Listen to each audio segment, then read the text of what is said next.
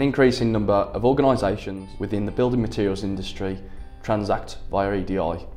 If you don't, it could mean one of two things.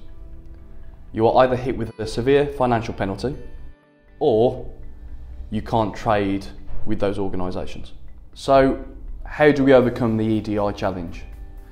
You will have seen via searching the internet that there are EDI suppliers out there which they end up being the middleman, because you have your business system, your customer system, and the middleman in between.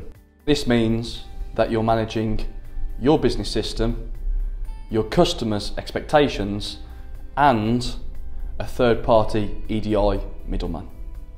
With Dynamics Building Materials, EDI is built in as standard. That means that with technology management, we take complete control of the mapping and the testing, so that when electronic documents are exchanged with your customers, we're in complete control of the situation, which also means you are in complete control. So when you need to pick up the phone, you know exactly who to pick up the phone to. Your EDI becomes easier and far more manageable. With Dynamics Building Materials, you're avoiding those hefty penalties and the potential of losing business.